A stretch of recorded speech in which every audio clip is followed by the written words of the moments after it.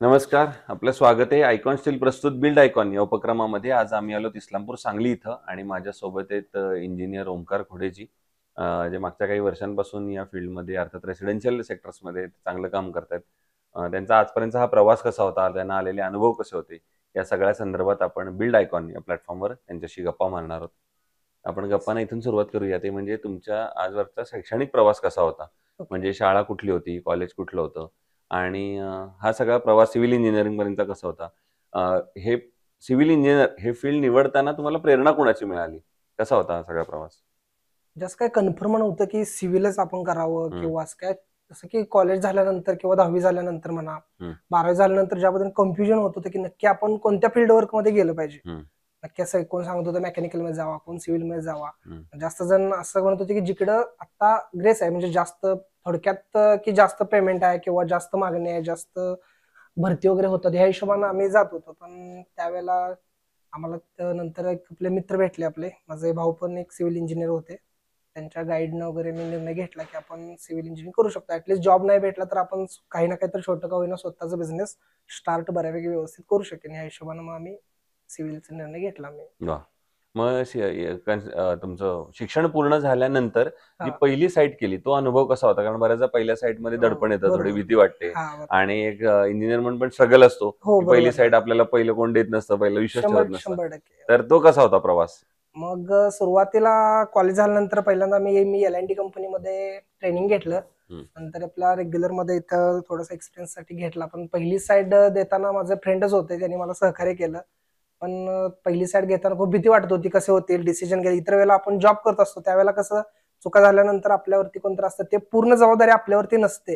हं, पण ज्यावेळेला आपण साईड करतो स्वतः, आपण ती काम आपल्यावरती जबाबदारी घेतो, त्यावेळेला खूप जबाबदारी करावं लागतात. त्यावेळेला थोडाफार प्रॉब्लेम येत होता, पण ज्या त्या वेळेला फ्रेंडच्या वगैरे ह्यानं आपलं थोडा एक्सपिरियन्स वगैरे मी ते हँडल करत गेलो. झालं व्यवस्थित. काय एवढा प्रॉब्लेम बरोबर. नाही आला त्या ठीक आहे. मनाला. दुसरं आता तुम्ही या भागामध्ये काम करता. ओके. तर याच्यामध्ये अनस्किल्ड लेबर किंवा अकुशल कामगारांचं प्रमाण बरंच आहे. हो. आपण साईटवर आणि काम करताना आणि त्यांना जर महत्त्वाचं काही काम दिलं, तर बऱ्याचदा धोका सुद्धा संभवू शकतो, दुर्घटना होऊ 100% शकते. हो. तर तुम्ही कशी ती परिस्थिती साईटवर हाताळता?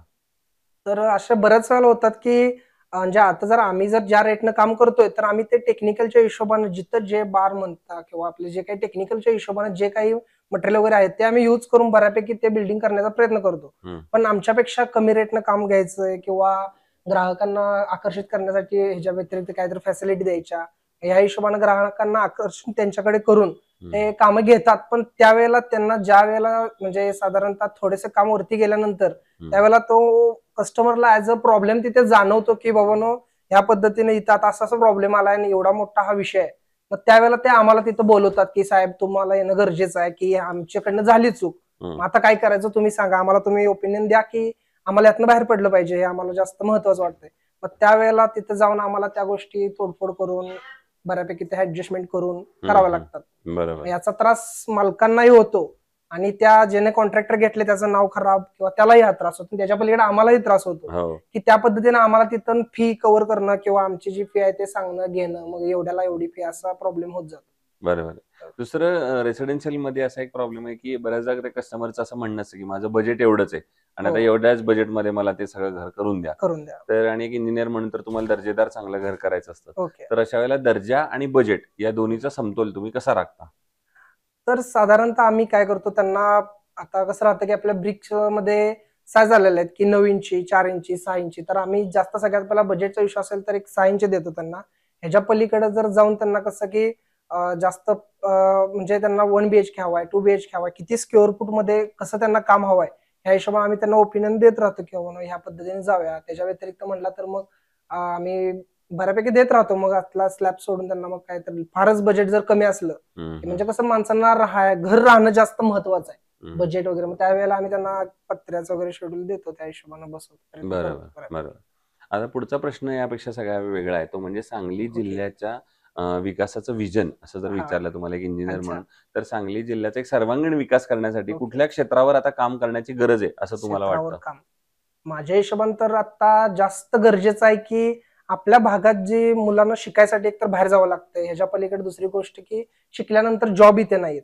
ह्या गोष्टी तर ठीक आहेत. पण ह्याच्यापेक्षा तर जास्त वेगळं मत माझं म्हणशील तर इथल्या लोकांचा माइंडसेट पहिल्यांदा चेंज केला पाहिजे, की ऑलरेडी इथल्या लोकांकडे भरपूर पैसा आहे साहेब, की इतका पैसा आहे सर यांच्याकडे की ह्यांना ते काय करतात की तो पैसा बँकेत ठेवून तिथल्या व्याज कसं येईल ह्याच्याकडे बघतात, पण तो पैसा आपण कुठेतरी इन्व्हेस्ट करून कशा पद्धतीने आपल्या येणाऱ्या कुटुंब किंवा येणाऱ्या पुढच्या पिढीला ते एखाद्या बिझनेसमध्ये म्हणा किंवा एखाद्या ठिकाणी एखादा हॉटेल रेस्टॉरंट काहीतरी काढून तो आपल्या असणारा पैसा कसा वाढवता येईल ह्याच्याकडे लक्ष नाहीये. आयता पैसा बँकेत ठेवून त्याचं व्याज कसं मिळेल ह्या हिशोबाने त्यांचा माइंडसेट जास्त आहे, की भले स्वतःच्या मुलाला त्यांनी 25,000 रुपये पगार घेऊन पुण्याला मुंबईला जॉबला पाठवतील, पण आपल्यापासून असणारा लाखो करोड रुपये बँकेत ठेवतील, त्याचं व्याज येते ना, तू जा, तू कामाला जा, ह्या पद्धतीने माइंडसेट ठेवलाय त्यांनी. त्यामुळं मुलं आपल्या इकडे जे हुशार आहेत ते त्यांना तिकडे दुसऱ्या कंपनीत जाऊन त्यांना धाडस देत नाहीत की तुम्ही एक स्वतःचा बिझनेस करा, आहेत आपल्याकडे पैसे आपण लावू करू, असं धाडस देत नाहीत. त्यामुळे त्यांना पैसा असून सुद्धा बाहेरच्या तिकडे जाऊन कामाला 20-25,000 साठी काम करतात, मग तिकडे इकडे येऊन ते करतात. ह्याच्या पलीकडे साहेब आणखी असा गोष्ट आहे की केंद्र सरकारकडनं इथं सांगली जिल्ह्यात भरपूर कामं येतात साहेब, पण काय होतं की जी गाव लेवलची लोकलची जी व्यक्ती आहे ते काय करतात की त्या ठिकाणी आडवं पडणं किंवा ते काम त्या वेळेत पूर्ण न करून देणं किंवा थोडक्यात त्या कामाचं कमिशन मागणं, ह्या गोष्टीमुळं ते काम रखडलं जातं, त्या स्पीडनं काम होत नाही. माणसांचं माइंडसेट कसं झालाय की आधी मी मोठा झालो पाहिजे, मग सिटी मोठी झाली पाहिजे, आधी माझं महत्वाचं आहे मग बाकीच्यांचं महत्वाचं आहे, ही पहिला माइंडसेट सगळ्यांनी चेंज केला पाहिजे आणि प्रत्येकाला सपोर्ट केला पाहिजे. आता आमच्याच भागात मोठं काम चालू आहे, पण पूल वगैरे सगळा झालाय, पण त्याला जाण्याचा रोडच त्यांनी करून देऊन झालेत. प्रत्येक जण आडो पडलाय, मला कमिशन पाहिजे. असं प्रत्येकाला जर कमिशन देत राहील तर आपली सिटी कधीच सुधारणार नाही किंवा त्या लेवल नाही, तर आपल्या सगळ्या येणाऱ्या पिढीला बाहेर जॉबसाठीच जावं लागेल. की सगळ्या पालकांनी पिढीला सांगितलं पाहिजे की तुम्ही बिझनेस करू शकता, आमचा सपोर्ट आहे, एवढे जास्त गरजेचं आहे आता आमच्या सांगली सिटीत तर जास्त. आणि बाहेर नेऊन इथं खूप मोठी होण्याचा प्रयत्न करायला आपली मुलं कामाला जायला दुसरीकडे. होय होय. तर हा जर रोजगार निर्मितीचा प्रश्न आहे, मग सरकारनं काय पावलं उचलली पाहिजेत का या सगळ्या संदर्भात, असं तुम्हाला वाटतं का? कोण मदत करू शकतं या सगळ्यात? हा रोजगारीसाठी म्हणतात तर माझं तर म्हणणं आहे की रोजगारपेक्षा जास्त महाराष्ट्रातल्या मुलांना किंवा आपल्या सांगली भागात त्यांना बिझनेसच्या दृष्टीने जास्त आणि त्यांचं स्किल तिथे जास्त चालतंय की जॉबपेक्षा. कारण की जे काम आपण 2 तासात करू शकतोय ते जॉबसाठी जाऊन आपल्याला तिथे 8 तास करत बसावं लागतंय. आता आज आम्ही प्लॅन एक बनवतो घेतलं, जास्त जनरली आम्ही 2 ते 3 तासात 3D प्लॅन वगैरे बनवतो, तोच आम्ही जर जॉबवर असलो तर त्याला आम्ही 8 तास लावतो किंवा लागतो, असा विषय होतो. मग ते स्वतःच आहे म्हणून ज्यावेळेला पोरं इतक्या फास्ट करतात तर त्यांना तसे असं नाही की त्यांना काम नाही भेटणार. आता आम्ही पण सुरुवातीला साधारण मला पण एक 4 वर्ष झाले देऊन, पण साहेब आम्ही इथे आल्यानंतर आता साधारणतः एक 4 वर्ष झालेत, पण आता मात्र एक 30-35 काम आम्ही केलेले आहेत. ज्यावेळेला आम्ही सुरुवात करायच्या आधी त्यावेळेला आम्हाला असं बँकेतून फोन यायचे की तुमचे अकाउंटवर बॅलन्स कमी आहे किंवा बॅलन्स ठेवा, असे फोन यायचे. आता साहेब म्हणला तर ह्या वर्षी 1 करोडपेक्षा आमचा टर्नओव्हर जास्त आहे. क्या बात आहे, 1 करोडपेक्षा. आणि आता 4थंच वर्ष आहे. ह्या वर्षी कामं चांगले आहेत आणि त्यातनं हळूहळू होत गेलो. बँकेत आता फोन येतात की आम्हाला एक 5 लाखाची पावती करा, आमचं टार्गेट पूर्ण झालेलं नाही, मार्च एंडिंग आहे, पैसे काढणं का ठेवा. Very good. म्हणजे हा चेंजेस झालेला आहे आताच 4 वर्षात, की अजून भरपूर वर्ष आहेत की आम्हाला नाव करायला वगैरे चान्स भेटेल. आणि आमच्या गावात त्या मानाने इतके असे कोण इंजिनियर नव्हते, त्यामुळे आम्ही चान्स आम्हाला भेट गेला. काम चांगली येत गेली, मिळत गेली, तसं आम्ही त्याला डेव्हलप करत गेलो. दुसरं असं तुम्ही आता काम करत गेले म्हणलं, तर असं काम करताना अशी कुठली अडचण आली, आव्हान आली आणि त्या आव्हानावर तुम्ही कशी मात केलीत, असा एखादा प्रसंग आठवतोय का? हा, तसं म्हणलं तर काय झालं एक प्रॉब्लेम की आमच्या इथं जनरली काय आहे की साहेब, खड्डा काढल्यानंतर त्यामध्ये पाणी येतं जास्त लगेच. आम्ही काम करताना त्यामध्ये पाणी येतं, त्यावेळेला ते पाणी येतं ते मातीच्याच प्रमाणाचं पाणी येतं, त्यावेळेला आम्हाला ते स्टील तिथं ठेवून काम करताना प्रॉब्लेम येतो. मग काय एक साईड वरती असं झालं की त्यामुळे ते गंज धरलेलं, जास्त वेळ साईट बंद राहिली, ते खाली आम्ही स्टीलवर टाकलं, ते गंज धरलेलं.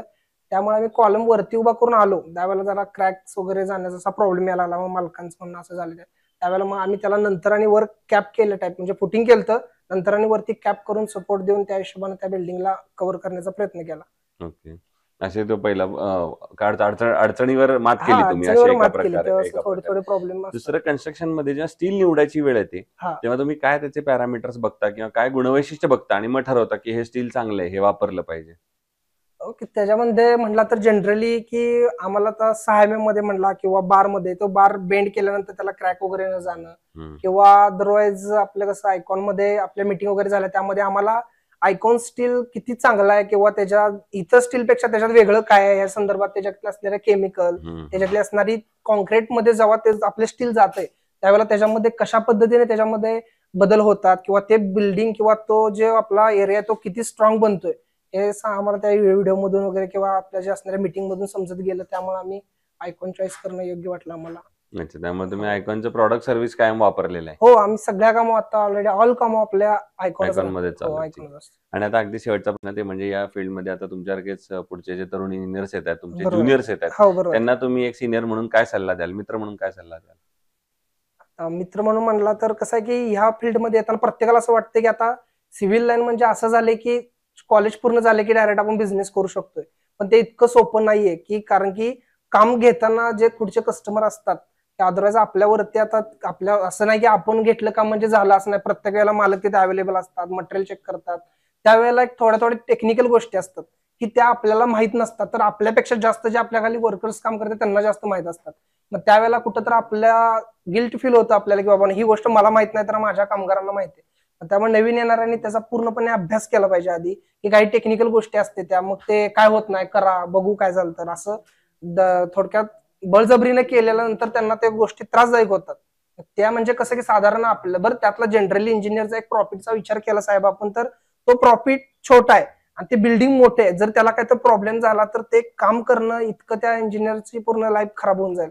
इतकं ते कंडिशन आहे. त्यामुळे येणाऱ्यांना परिपूर्ण त्याचा पूर्ण अभ्यास करून काय जे टेक्निकल गोष्टी असतात कारण कसं आहे कॉलेजमधला जर विचार केला कॉलेजचा अभ्यास आणि इथे येऊन साईटवरती काम करण्याचा अभ्यास त्यातला साधारण एक 10% फायदा आपल्याला कॉलेजचं जे काही शिक्षण आहे त्यातनं होतोय. त्याच्या व्यतिरिक्त आपल्याला जो काय अभ्यास असेल तो इथल्या असणाऱ्या वर्कर्स पासून किंवा ज्या काही थोडक्यात म्हणतो ना आपण मराठी भाषेत खानाखुणा ज्या सगळ्या आहेत त्या असं कोणी शिकवून येत नसतात त्या गोष्टी. ऍज इट इज आपण त्या साईटवर गेल्यानंतर तिथला अभ्यास घेतल्यानंतर ते आपल्याला लक्षात येतात की ही गोष्ट करणे गरजेचं आहे. चुका होत नाहीत असं नाही, चुका होत असतात. पण त्या चुका कशा झाकून न्यायच्या किंवा त्या चुकांचा योग्य तो डिसिजन त्यावेळेला घेणं गरजेचं असते. त्यामुळे परिपूर्ण अभ्यास करून व्यवस्थित माहिती घेऊन घेऊ तुम्ही या शकतात. काय फील्डमध्ये अडचण आला नाही. पाहिजे. चालेल सो काय ते इंजिनियर ओंकार खोडे आणि त्यांनी सांगितलं त्याप्रमाणे चांगल्या तुम्ही याचा टेक्निकल अनुभव चांगला घ्या, पुस्तकी हो. ज्ञानाबरोबर थोडासा आणि मग तुम्ही या क्षेत्रात या. या क्षेत्रामध्ये नक्की यशस्वी व्हाल. पुन्हा एकदा आपले मनापासून आभार आणि भविष्यात सुद्धा अशाच आयकॉनिक प्रोजेक्टची निर्मिती आपल्या हातून ओके. घडावी 100% याच आयकॉन स्टील तर्फे मनपूर्वक शुभेच्छा.